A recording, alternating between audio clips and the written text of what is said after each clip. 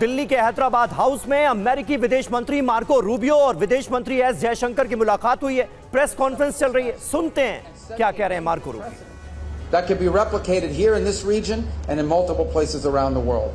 So the desire the president has, his preference is to find a diplomatic way that these problems can be solved. That's always the president's preference. He would much rather have me and the Department of State solve this problem than the Department of War having to solve this problem.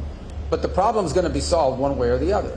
So we've made some progress over the last 48 hours working with our partners in the Gulf region on an outline that could ultimately, if it succeeds, leave us not just with a completely open straits, and I mean open straits without tolls, and with addressing some of the key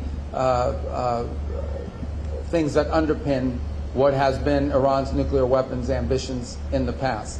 So we think we've made some progress on the outline of something that, if it works, could give us that outcome. Obviously, that will require full Iranian acceptance and then compliance, and it will require some future work on negotiating the details. When you're talking about a nuclear program, as an example, these are highly technical matters and ones that would probably need to be addressed over some period of time.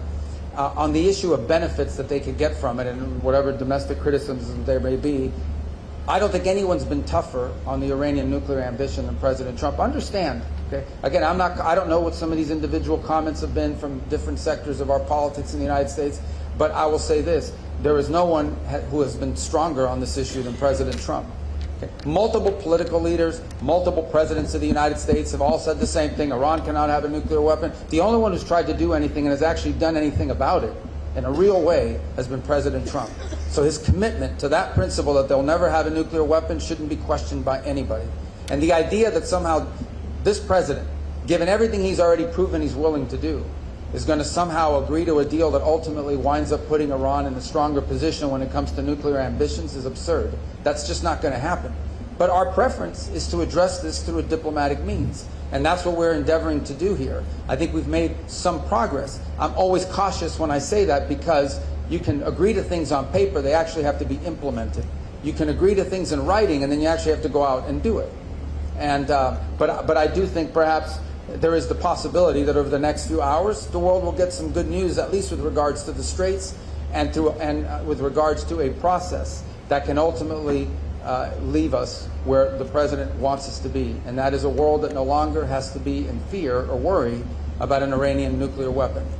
And so I do think there's some good news on that front, but not final news on that front. But perhaps a little bit later today we'll have more to say. But you know, some progress has been made. I don't want to downplay that, but I also want to caveat it by saying we still have some work to do. We'll see. Okay, the first question about energy choke points and what's happening between us and the US on energy. Well, I think as I mentioned, there's been actually a very significant uptick in our energy imports from the United States. It's not new. It started out many years ago, but I think it's really picked up in the last year.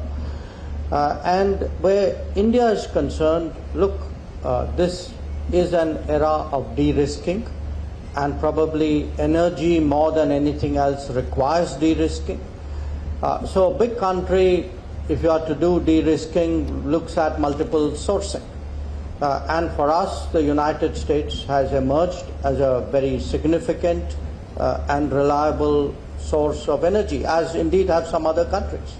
So the way we will deal with the current situation in Hormuz, and frankly going forward as well, which is to